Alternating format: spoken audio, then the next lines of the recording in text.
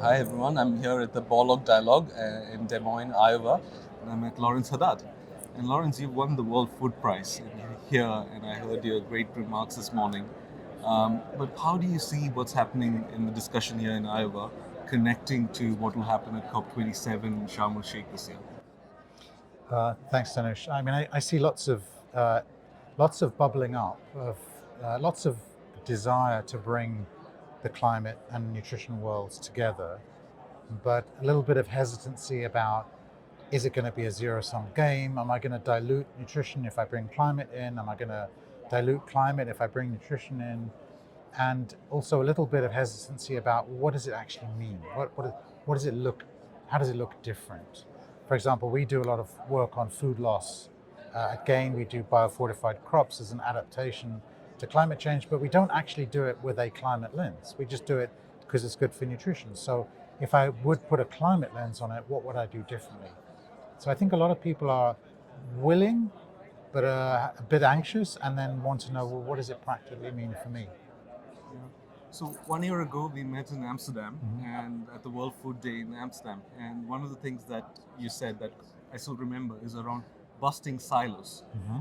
And to do what you're proposing here, I can already see silos emerging of the nutrition community, the breeding community, whatever. How do you propose doing breaking those silos? Well, you to break the silos, there have to be some carrots and a few sticks, I think, as well. So on the carrot side, I mean, there have to be some examples of where um, making the effort to, because breaking silos is not easy. We're all very we're all very used to working in our comfort zones. Mhm. We have to learn a whole new set of acronyms, a whole new set of organizations, people. We're out of our technical comfort zone. We're the dumb kids in the class, Mhm. not the smart kids.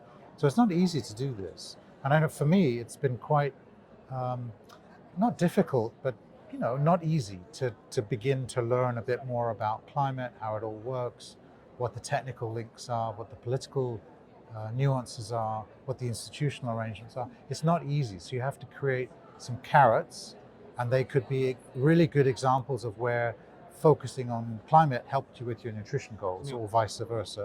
And I think there are plenty of examples. And I think they're not really sticks, for example. They're not really sticks, but we need to cajole, nudge, push our colleagues to get out of their comfort zones, and kind of call them on it a bit. If they're not doing things for climate, if you're in nutrition, why not? And I think we need to set up metrics that say, is nutrition in NDCs, Mhm. and then is climate in national nutrition plans? Mhm. If the World Bank develops a bunch of climate programs, do they have nutrition in?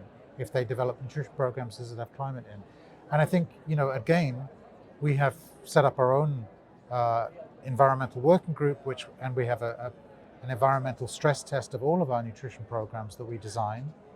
And then if they are found wanting in one or two areas, we have a team that helps the group improve it. And then we are accountable to our board. We report on our environmental um, KPIs to our board. So I think we need positive incentives, and we need to also give our colleagues and ourselves a bit of a hard time if we're just talking about it but not doing it. Mhm. It's a long answer. Sorry, Dinesh. No, but one more.